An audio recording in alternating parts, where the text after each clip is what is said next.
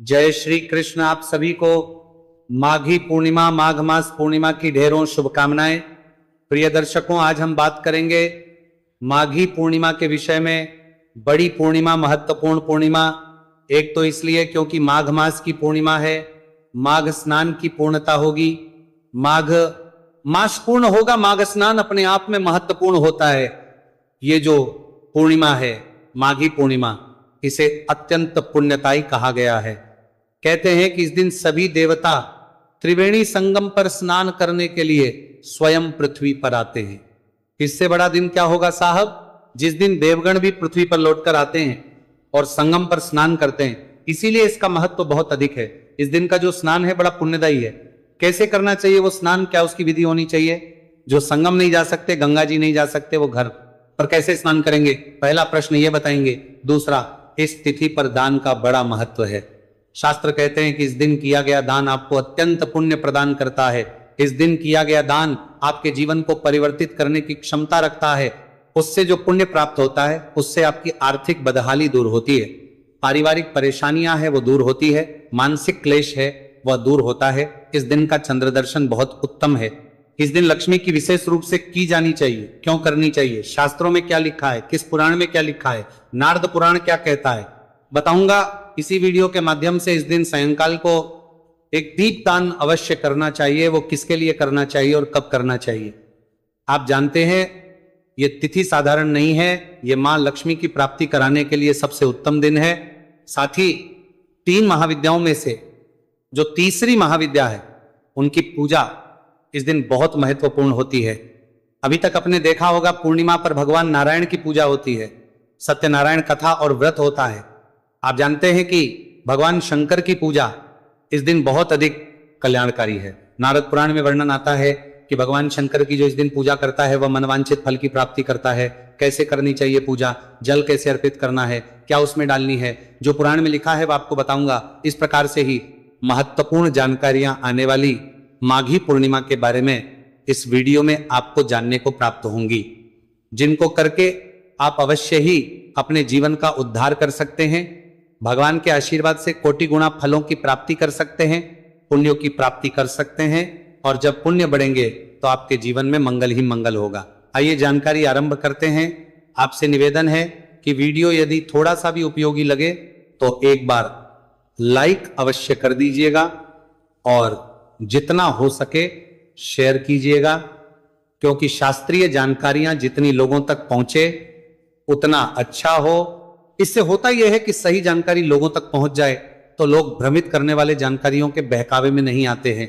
अपने माघ स्नान को सफल बनाने के लिए और भगवान नारायण का आशीर्वाद प्राप्त करने के लिए कमेंट बॉक्स में अवश्य लिखिएगा ओम नमो भगवते वासुदेवाय या ओम नमो नारायण। भगवान नारायण के कृपा से आपके सभी मनोरथ सिद्ध होंगे। आप देख रहे हैं सनातन धर्म का संसार ज्योतिष संस्थान का प्रतिष्ठित यूट्यूब चैनल सनातन धर्म का संसार धार्मिक। हम यहां पर सभी व्रत और त्योहारों की सही शास्त्रीय जानकारी प्रदान करते हैं। ज्योतिष शास्त्र और पंचांग के आधार पर आपको बताते हैं कौन सी तिथि कब है, व्रत आदि कब करना है, क्या विधि है, क्या नियम है और क्या गलती नहीं करनी है। यदि आप सभी व्रत और त्योहारों की सही शास्त्रीय जानकारी पाते रहना चाहते हैं तो कृपया चैनल को सब्सक्राइब कीजिए और बेल आइकन को प्रेस कीजिए। जब आप सब्सक्राइब दबाएंगे तो वहां 1 घंटी का निशान बना हुआ आएगा, उसे अवश्य दबाइएगा, तभी आपको हमारे सारे वीडियो प्राप्त होंगे, अन्यथा आपसे जानकारी छूट जाएगी। आइए बात करते हैं बड़ी पूर्णिमा, मां की पूर्णिमा की। प्रिय दर्शकों, मां की पूर्णिमा बहुत बड़ी और बहुत महत्वपूर्ण पूर्णिमा होती है। ये बहुत अधिक पुण्य देने वाली होती है। मैं आपसे यही कहूंगा इस तिथि का लाभ अवश्य उठा लीजिएगा, क्योंकि इस दिन आप जो पूजा पाठ करेंगे, जब तब करेंगे, दान करेंगे, वो आपको हजारों गुना अधिक पुण्य देने वाला होगा। प्रिय दर्शकों, जो पहला कार्य आपको पूर्णिमा पर करना है, माघी पूर्णिमा पर, वो है माघी पूर्णिमा का स्नान। क्योंकि मैं विधि से चलता हूं, नियम से, कि मनुष्य पहले क्या करता है फिर बाद में क्या करना होता है, उसी के अनुसार मैं चीजों को बताता हूं। वरना मेरे पास एक बहुत महत्वपूर्ण उपाय भी है आपके घर के सभी संकटों को दूर करने के लिए। पर पहले स्नान की बात करते हैं। शास्त्र कहते हैं कि माघी पूर्णिमा पर त्रियुक्त जल से स्नान करना चाहिए। जो मनुष्य तीर युक्त जल से स्नान करता है वह वैकुंठ लोक को प्राप्त करता है, नारायण को प्रसन्न करता है। इसीलिए इस दिन आपको तिल युक्त जल से स्नान करना चाहिए। सबसे उत्तम स्नान कहा गया है। प्रयाग तीर्थ में अगर आप प्रयाग के संगम पे आज स्नान करते हैं तो वो सर्वोत्तम स्नान है, क्योंकि स्वयं देवता इस दिन स्नान के लिए आते हैं। पर सबके लिए संभव नहीं है कि वहां जाके स्नान किया जा सके, और सब चले जाएंगे तो फिर वहां आ भी नहीं पाएंगे। सारे जो लोग घर पर हैं वो कैसे स्नान करें। बड़ी बात यह है क्योंकि अधिकतर लोग घर पे ही रहने वाले हैं, तो आप सबसे पहले तो सूर्योदय से पहले स्नान करना है। आपको पहली शर्त यह है कि सूर्योदय से पहले स्नान करेंगे। जो स्नान के लिए जल आप भरेंगे उस पात्र को अच्छे से धोइए, उसमें पहले थोड़ा सा गंगा जल भरिए, चाहे 2 बूंदी गंगा जल के डालिए। पहले गंगा जल डालिए, फिर थोड़े से काले तिल उसमें डाल लीजिए। अब उसमें जल भरिए और फिर आप उससे हर हर गंगे बोलते हुए स्नान कीजिए, या ओम नमो भगवते वासुदेवाय बोलते हुए स्नान कीजिए। यहां पे एक चीज ध्यान देने वाली बात है कि इस दिन आपको उबटन, तिल के उबटन का प्रयोग करना चाहिए, या आप जो बेसन का उबटन बनता है वह प्रयोग कीजिए, परंतु साबुन आदि का प्रयोग ना कीजिएगा। ये जो स्नान है ये बड़ा महत्वपूर्ण है। इस दिन का सूर्योदय से पहले किया गया यह स्नान भगवान नारायण की प्रसन्नता के लिए महत्वपूर्ण है, और इससे भगवान नारायण की प्रसन्नता आपको प्राप्त होगी, आपके पापों का नाश होगा। तो ये माघी पूर्णिमा का जो स्नान है इसे आपने अवश्य करना है। ध्यान दीजिएगा, स्नान करने, दूसरा कार्य स्नान आदि करके आपको आज के दिन भगवान सूर्यदेव को जल अवश्य देना है। भगवान सूर्यदेव को दिया जाने वाला यह जल बड़ा कल्याणकारी होगा। सूर्य को जो जल देंगे उसमें थोड़ा सा गंगा जल, थोड़े से लाल पुष्प, थोड़ी सी रोली और साबुत अक्षत ये डाल दीजिएगा, और फिर उससे आप सूर्यदेव को अर्घ्य दीजिएगा। अर्घ्य देने के लिए जो समय होगा ना, क्योंकि माघी पूर्णिमा पर सूर्योदय होगा 7:13 पर, अधिक से अधिक समय है 9:13 तक, क्योंकि सूर्योदय से 2 घंटे के अंदर अंदर आपको अर्घ्य दे देना चाहिए। उससे अधिक समय लगाते हो अगर आप, तो आपको एक पश्चाताप अर्घ्य देना पड़ता है, फिर विधि बदल जाती है। सूर्य को कब आप अर्घ्य दे रहे हैं उसके अनुसार विधि तय होती है। तो पहले घंटे के लिए तो यह विधि है जो हमने बता रखी है, और यदि आप सूर्योदय के 2 घंटे बाद जल अर्घ्य देंगे तो विधि बदल जाएगी, उसमें एक पश्चाताप अर्घ्य जुड़ जाता है, वो भी मैंने उसी विधि में बताया है, तो उसका लाभ अवश्य दीजिएगा। सूर्य अर्घ्य अवश्य देना है। सूर्य अर्घ्य के बाद एक जो बड़ा उत्तम कार्य आपने करना है, मंगल कार्य आपने करना है, ये आपके घर के सौभाग्य को बदलने के लिए है। आपके घर की किस्मत बदल जाएगी इससे, और भगवान नारायण की प्रसन्नता, भगवान नारायण का आशीर्वाद प्राप्त होगा। करना क्या है कि आपको एक शंख लेना है, दक्षिणावर्ते शंख हो तो बहुत उत्तम है। शंख लीजिए, उसमें पहले थोड़ा सा गंगा जल डालिए, फिर उसमें शुद्ध जल भर लीजिए। अब उसमें एक पत्ता तुलसी का डालिए। ये चीजें डालनी है आपने शंख में, पहले गंगा जल, फिर शुद्ध जल और तुलसी का पत्ता। अब शंख को आप भगवान नारायण के ऊपर, अब भगवान नारायण का जो भी स्वरूप आपके पास है, चाहे लड्डू गोपाल की प्रतिमा है, चाहे शालिग्राम भगवान है, या भगवान नारायण की कोई तस्वीर है, उनके या तो 3 बार घुमाइएगा, या तो 7 बार घुमाइएगा, और या तो 11 बार घुमाइएगा। इस प्रकार आपने घुमाना है। प्रतिमा है आपके पास तो प्रतिमा के ऊपर, और अगर आपके पास तस्वीर है तो भगवान की तस्वीर के ऊपर। और उसके बाद ये जो जल है ना, इसके छींटे पूरे घर में दीजिएगा, और जितने भी परिवार के सदस्य हैं सबके ऊपर इस जल के छींटे दीजिएगा। ये कार्य आपकी किस्मत को बदल देंगे, आपकी किस्मत बदलेगी। घर में कोई होगी वो सब बाहर चली जाएगी, आपकी किस्मत में कोई नेगेटिविटी होगी वो सब बाहर चली जाएगी। इस कार्य को इस पूर्णिमा पर आपको अवश्य करना चाहिए, यह आपके परिवार की भलाई के लिए। नारद पुराण में वर्णन आता है कि माघ मास की पूर्णिमा के दिन यदि मनुष्य तिल या सूती कपड़े या कंबल या आभूषण, रत्न, सिर की टोपी, पगड़ी, उपाधान अर्थात जूते, ये सब अपनी सामर्थ्य के अनुसार दान करता है, तो पुराण कहता है कि इससे मनुष्य को स्वर्ग लोक के सुख की प्राप्ति होती है। तो ये दान की वस्तुएं हैं जो नारद पुराण में वर्णित हैं। मैं फिर से एक बार बता दूं, काले तिल विशेष महत्वपूर्ण होते हैं। तिल का दान इस दिन बड़ा कल्याणकारी है, तो तिल का दान कीजिएगा। तिल, जूते, कंबल या सूती कपड़े या स्वर्ण दान, रत्न, आभूषण का दान, ये सब मनुष्य को दान करना चाहिए। और कितना करना चाहिए? सामर्थ्य के अनुसार, आपके वैभव के अनुसार। सीधा लिखा है पुराण में कि जितना भगवान ने दिया उसके अनुसार दान दीजिए। कोई अधिक पैसे वाला है, उसको अधिक दान करना चाहिए। जिसका पैसे है तो अपने सामर्थ्य के अनुसार करें, लेकिन सामर्थ्य के अनुसार दिया गया दान ही फलित होता है, इसका हमेशा ध्यान रखना चाहिए। तो इस प्रकार से ये दान देना है। किसको दान देना है? सबसे पहले ब्राह्मण को दान देना है। उसके बाद आप किसी गरीब की सहायता के लिए दे सकते हैं, कहीं अनाथालय में दे सकते हैं, वृद्ध आश्रम में दे सकते हैं, या आपके आसपास कोई साधु हैं, महाराज हैं, उनको दे सकते हैं।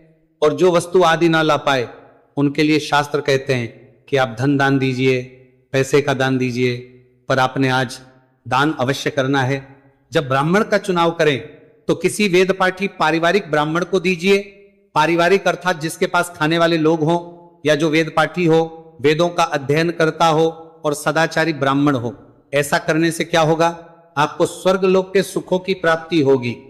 जब तक मनुष्य इस पृथ्वी पर रहेगा उसकी सभी इच्छाएं पूर्ण होती हैं, और जब मनुष्य इस लोक से जाता है तो वहां आपको स्वर्ग की प्राप्ति होती है, सभी सुख सुविधाओं की प्राप्ति होती है। नारद पुराण में वर्णन आता है कि जो इस दिन भगवान शंकर की विधि विधान से पूजा करता है वह अश्वमेध यज्ञ का फल पाकर विष्णु जी के लोक में प्रतिष्ठित होता है, अर्थात उसे मोक्ष की प्राप्ति होती है। ये मैं बात कर रहा हूं नारद पुराण की, और वर्णन किसका आ रहा है? शिव जी की पूजा का। शिव जी की पूजा कैसे करनी है? विधि विधान से करनी है। मैं बताता हूं आपको कैसे पूजा करेंगे। देखिए, अधिक कुछ ना कर पाए तो केवल इतना कीजिए कि पंचाक्षरी बोलिएगा। 1 लोटा जल भगवान शंकर को अर्पित कीजिएगा। ओम नमः शिवाय, ओम नमः शिवाय, ओम नमः शिवाय, यह बोलते हुए 1 लोटा जल भगवान शंकर को अर्पित कीजिएगा। फिर कच्चा दूध लीजिएगा और 1 लोटा कच्चे दूध से भगवान शंकर को अर्पित कीजिएगा, और फिर पुनः शुद्ध जल से भगवान को स्नान कराइएगा। इस प्रकार से ये 3 लोटे आपने अर्पित करने हैं। 1 लोटा जल, फिर कच्चा दूध और फिर जल। जल जो आप चढ़ाएंगे ना, उसमें गंगा जल मिला होना चाहिए, ये ध्यान दीजिएगा। तो माघी पर आपको यह कर्म करना है, और इससे भगवान नारायण का लोक आपको प्राप्त होता है, मोक्ष की प्राप्ति होती है। ये नारद पुराण में वर्णन है। पुराण कहते हैं कि ऐसा करने से आपको अश्वमेध यज्ञ का पुण्य लाभ होता है, अश्वमेध यज्ञ का फल प्राप्त होता है, माता लक्ष्मी की उत्पत्ति, अर्थात उनका जो प्रादुर्भाव है ना, वो प्रिय भक्तों पूर्णिमा तिथि के दिन ही कहा गया है। इसीलिए ये वो दिन है जो माता लक्ष्मी की प्राप्ति के लिए आपके लिए सबसे उत्तम होगा। तो माघी पूर्णिमा के दिन रात्रि को जब चंद्र उदित होगा, उस समय आप कच्चे दूध से चंद्रमा को अर्घ्य दीजिएगा। ये माता लक्ष्मी की प्रसन्नता के लिए और चंद्रमा का आशीर्वाद प्राप्त करने के लिए पुराणों में वर्णित एक बहुत ही उत्तम उपाय है। और इसी दिन को जब सूर्यास्त हो जाए ना, तो सूर्यास्त के बाद माता लक्ष्मी के निमित्त तेल का या घी का एक दीपक जलाना है आपको अपने घर के मुख्य द्वार पर। इससे माता लक्ष्मी का आगमन होगा, आपके घर में मां लक्ष्मी आएंगी और आपको खूब धन की प्राप्ति होगी। ये माघी पूर्णिमा पर आपको अवश्य करना चाहिए। माघी पूर्णिमा पर कुछ दान मैंने आरंभ में बता दिए थे, कुछ जो और महत्वपूर्ण है। इस दिन आप तिल गुड़ के लड्डू का दान करें, उत्तम रहेगा। आप भंडारे अन्न का दान करें, बड़ा उत्तम रहेगा। इस दिन आप गाय को चारा खिलाएं, पक्षियों को दाना डालें, चींटियों को उनका भोजन दें। ये कार्य जो बहुत छोटे छोटे हैं, लेकिन ये भी इस दिन बहुत अधिक पुण्य देने वाले होंगे। तो ये कार्य आप कर सकते हैं, इनको कीजिएगा। एक महत्वपूर्ण बात जब आगे रह गई है वो ये कि जो गुप्त नवरात्रि अभी चल भी रही है, तो गुप्त नवरात्रि में जो तीसरी महाविद्या है, 10 महाविद्याएं हैं, उनमें से जो तीसरी है ना, उनका नाम माता ललिता। इनकी जो उत्पत्ति है ना, वो भी शास्त्रों में इसी माघी पूर्णिमा पर ही हुई थी, ऐसा वर्णन आता है। और माता ललिता जो है वो मोक्ष और धन संपत्ति, दौलत और ऐश्वर्य प्रदान करने वाली है। तो इसीलिए इनके निमित्त इसके दिन आपको, माघी पूर्णिमा के दिन आपको श्री यंत्र की पूजा करनी चाहिए। तो इस दिन आप सूर्यास्त होने के बाद ये पूजा होगी। सूर्यास्त होने के बाद ध्यान दीजिएगा, सूर्यास्त होने के बाद श्री यंत्र की पूजा कीजिएगा। ये पूजा आपको धन, संपत्ति, ऐश्वर्य, वैभव सब कुछ देगी। तो ये पूजा कर लीजिएगा। और अगर आपके पास ये ना हो, श्री यंत्र वैसे तो मिल जाता है सभी पूजा पाठ के दुकानों पर, अभी समय है, आप मंगवा लीजिएगा। और अगर ना मंगवा पाए तो आप माता पार्वती का पूजन कर लीजिएगा। माता पार्वती का पूजन उसी प्रकार से पुष्प से स्नान कराइए, वस्त्र अर्पित कीजिए, धूप दीप नैवेद्य अर्पित कीजिए। जो सबसे बड़ा काम आपको करना है इस दिन वो है, एक मंत्र बता रहा हूं आपको, महालक्ष्मी का बीज मंत्र है। वो मंत्र है श्रीम। श्रीम जो मंत्र है ना, उसकी कम से कम 1 माला नहीं तो 5 माला करने का प्रयास कीजिए। बहुत थोड़ा सा समय लगेगा उसको करने में। यह मंत्र आपके किस्मत बदलने वाला होगा। इस माला से करना है, रुद्राक्ष की माला से करें तो सबसे उत्तम है, अन्यथा आपके पास जो भी कोई माला हो उससे कीजिएगा। आप कहेंगे पंडित जी इससे क्या होगा? इससे आपके पास धन की आगमन की संभावनाएं बढ़ेगी और जिनका धन है ना वो स्थिर होगा। धन आता भी है और स्थिर भी होता है। इसके लिए आपको ये मंत्र जप करना चाहिए। ये माघी पूर्णिमा है। इस पर एक और कार्य जो सबसे महत्वपूर्ण कार्य है, जिसके बिना पूर्णिमा हमेशा अधूरी रहती है, वो है सत्यनारायण भगवान की पूजा। सत्यनारायण भगवान की पूजा कीजिएगा। सत्यनारायण भगवान की कथा पंचाध्यायी कथा है, वो अवश्य सुनिएगा। सत्यनारायण भगवान की पूजा वही 4 से होती है, मैंने पहले भी बताई है। आगे मैं पूर्णिमा का एक और पूजा विधि का वीडियो डालूंगा, उसमें अवश्य ही इसकी जानकारी दूंगा कि कैसे आप 4 से सत्यनारायण भगवान की पूजा और पंच अध्याय कथा अवश्य सुनिएगा। वो हम आपको अपने चैनल पर सदा अपलोड करते हैं, वो मैं पूर्णिमा से पहले ही अपलोड कर दूंगा। सत्यनारायण भगवान की पूजा जो है, पुराणों में इसकी महिमा बहुत अधिक कही गई है और कलयुग में तो भगवान सत्यनारायण सब कुछ देने वाले हैं, इसीलिए आपको सत्यनारायण की पूजा अवश्य ही करनी चाहिए। अब प्रश्न उठता है, पंडित जी ये माँ की पूर्णिमा है, कब? इस बार तो बड़ा संशय उत्पन्न हो रहा है, क्या करें? देखिए, इस चतुर्दशी का 6 हो गया है, 14 का 6 हो गया है। इस कारण से पूर्णिमा तिथि जो है वो 1 फरवरी को मनाई जाएगी, क्योंकि पूर्णिमा की शुरुआत हो रही है 1 फरवरी को प्रातः 5:52 पर सूर्योदय से पहले ही। तो उदय तिथिमान के अनुसार 1 फरवरी को पूर्णिमा है, 1 को ही मनाई जाएगी। इस दिन चंद्रोदय का समय रहेगा सायंकाल को 6:12 पे, ये दिल्ली के अनुसार मैं समय बता रहा हूं। वैसे भी सूर्यास्त के बाद लगभग सभी स्थानों पर जो है चंद्रोदय हो जाएगा। पूर्णिमा का चंद्रोदय जल्दी होता है। ये जानकारी अच्छी लगी तो लाइक अवश्य कीजिए और शेयर कीजिए जितना हो सके। भगवान सब पर कृपा करें। हरे कृष्णा।